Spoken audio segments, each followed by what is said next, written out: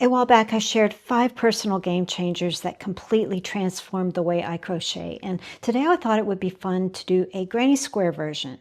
Now, the best part about this is that even if you're not really into making granny squares, these are things that work beautifully for all kinds of projects. So if you love making grannies or you just want some handy tips, I hope you'll get something out of this video.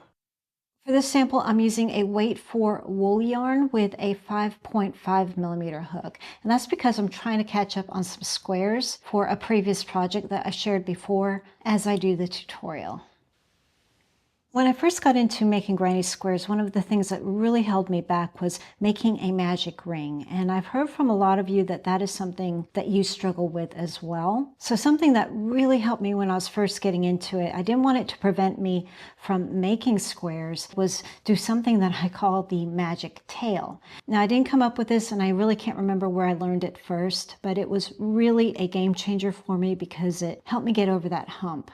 And it's simply working over your tail as you make your first round and then tightening that tail to tighten that center. Very easy to do. Make a slip knot on your hook. Do the chain 4. And work a slip stitch into the very first chain. We have a nice long tail to work with.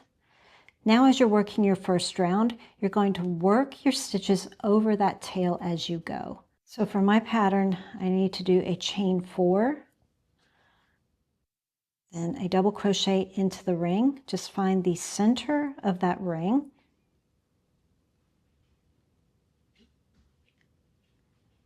Notice here I've sandwiched the tail in between my stitches as I work it. So I'm getting ready to start my double.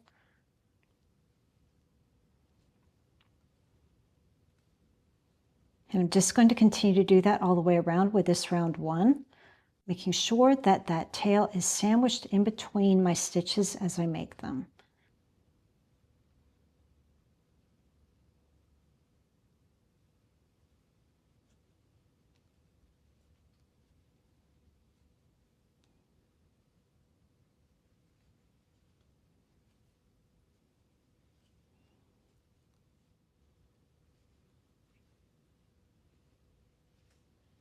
And now to tighten the center, I'm just going to take the tail and tighten it. And what I love so much about this, even though I know how to do a magic ring very comfortably now, I still like to use this because I have control over that center. If I want it to be slightly open or very wide or tightly closed, I can control that with this tail. And that's why I call it the magic tail. I just love it. And like I said earlier, this doesn't have to be just for granny squares. This works really well for amigurumi, as well as different types of wearables like beanies or something like a witch's hat. Now this one has to do with replacing the chains at the beginning of a round or a row. I love it so much that I even devoted a complete video to it. And you probably know what I'm going to say here. It's the stacked single crochet, or it's also referred to as the stacked double crochet. It's the same thing. This is really great when you're working continuously with the same color, but because I'm changing colors here, I'm going to show you how you can do it at the beginning of fastening on. So with a slip knot on my hook, I'm going in, pulling the yarn through, yarn over, pull through 2. You've essentially done a single crochet here. This replaces the slip stitch chain 1. Now to go up to a double crochet, working into the side post of the single you just made, pull the yarn through, yarn over, pull through 2. And that replaces a double crochet. Now you can take that a step further, do it again, and now you have a treble crochet. Now you may prefer to do a standing double crochet when you're starting a new color, which is a beautiful way to do this. And I'll go ahead and add a link here if you're not sure what I'm talking about. But if you're working with the same color, this is where this can be such a game changer. When you're moving up to the next round with the same color, if you don't want to do a chain, you can do this instead to give that really lovely effect of a double crochet, which, as you know, with granny squares, we're doing that a lot. Now, all of the tips that I'm showing today have been really big for me as far as game changing, but this is probably the biggest by far. It was turning my work after every round. Now, working something like this size of a square, it's not that big of a deal. But if you're working on something that's really big, let's say a continuous granny square or even a continuous rectangle, the bigger it gets, the more you're going to have that optical illusion of the center skewing. And you're also going to see a swishing on the edges. You can eliminate that just by flipping after every round. So you do round 1, turn it over, start round 2 on the other side, flip it back over to start round 3, and so on. Just flipping after every round. Now, I like to do that even if I'm working on something small like this that's only 4 or 5 rounds. You're not going to see any skewing with something like this. But I still like to do it because I like the aesthetic of it. It gives the same appearance on both sides, making it look reversible. If you look closely here, you'll see that you have a smooth side and a bumpy side. So this is the back of the stitches on round 1. This is the front of the stitches, back, front. And then when you turn it over, same thing but in reverse. Front, back, front, back. But again, that's just a personal preference. I don't do that all the time. It really depends on the situation. But for something big, most definitely it is mandatory for me and absolutely game-changing. So here you can see I am flipping as I go with this little project. That's why you're going to see tails as I'm working. This next one is another big one for me, and it really helped to eliminate that jagged line look that I would get if I was working with the same color round after round. And that's starting in a corner. Now, there are times that it's not possible to do that. It depends on the pattern, but I'd say 90% of the time I'm starting in a corner now that I know how to do it. Thinking about it, I don't even think I started in a corner for this tutorial when I made it. I personally like to do half of a corner first, go all the way around, and then finish the corner on the other side. However, the game changer I shared in my last video was all about working in the corners over the tails so that you don't have a bunch of weaving in to do at the end. In that case, I would recommend that you do the full corner because you really do need all of those stitches to help keep those tails tucked in. When I do it this way, I don't use that technique. I weave in my tail later because I don't have all of those stitches worked over that tail. So I guess I'm trying to convey that there are 2 different reasons for starting in a corner. In that previous video, it was all about tucking in those tails. For this video, the focus is more about that aesthetic look of omitting that jagged line on the sides. You're dealing with all of that here in the corner. Because here now, let's say I was going to continue on with the same color. I could replace the chain 2 with a half double crochet, which would place me in the middle of that corner.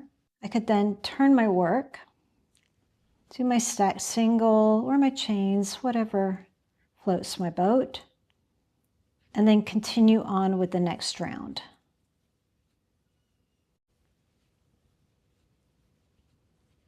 All of these little things just help me to feel more efficient with my work, and ultimately it just looks a lot cleaner. For this project, I am switching colors, so I don't necessarily need to do that, but I still really like being in the habit of starting and ending in a corner. So let's move on to game changer number 5, the final one, and that's finishing a round with the seamless join. The main reasons I love this so much is that it gives such a clean stitch to work into, which is really noticeable, especially when you're working something like a disc or a circle shape. The little bump from a slip knot can be really eye-catching and annoying. But besides that, it can also make it really hard to count your stitches. So what you can do instead is the seamless join. So work your round like you normally would, but instead of working your slip stitch into the very first stitch, give yourself a nice long tail. Just pull the yarn away. Grab your tapestry needle, and you can do this with your crochet hook also. Skip over that chain, or even if you've done a standing double crochet or stacked singles, skip over it. Take your needle and go through both loops, going from front to back. Not too tight because we're creating a top here, a top to the stitch. Come back over to where you began and work in the back stitch only and pull through. This makes it not only beautiful, but really easy to see where that stitch is. And so I can do it here even with this little square. Chain 2 for the end of this corner. And instead of fastening off with a slip stitch, same thing. I can snip the yarn, skipping over the first stitch that I made, which was a stacked single, working into the top of the next stitch over under both loops. It's a little dark to see, but I hope you can.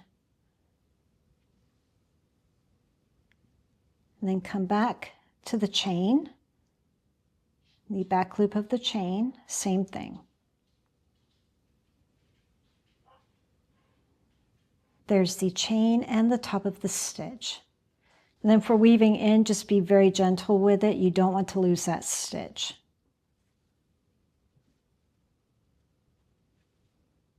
For the honorable mention, I am showing you right now, actually. I talk about this all the time, and it's because I love it so darned much. This little tool here was an absolute game changer for me because it took something that I really didn't like doing, which was weaving in ends, and has gotten me to the point that I actually really enjoy it.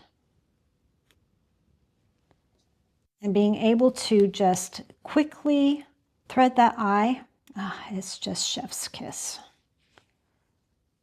This little yellow one here used to be my absolute favorite of the pack, but I break it very easily. So my next favorite, and is the winner from now on, is the baby blue one, the next size up. I have to get these on Amazon. I believe they used to sell them at Joann Fabrics, but the only place I've ever been able to find it is, like I said, on Amazon. You can find a link in the description box below the video. I do get a couple of pennies if you buy from me, which I always appreciate, but it's definitely not necessary. I just wanted to show you something else that has made such a difference to my granny square journey and crocheting in general. All right, that's one more down with plenty more to go. I really want to get back to this project. I can't believe I never finished it. Well, I hope you enjoyed the video, and if you did, a like is always appreciated. I would love to know if any of these were new to you. Probably not if you've been on my channel for some time, but hopefully if you're new here or new to crocheting, you saw something that was of value for you. And by the way, if you are a beginner and you ever find yourself wondering about yarn weights, hook conversions, or stitch abbreviations, I've got you covered. I have a little PDF called the Crochet Companion that has all the essentials in one place, and you can download it with the link below. Thanks for watching, and I'll see you in the next video.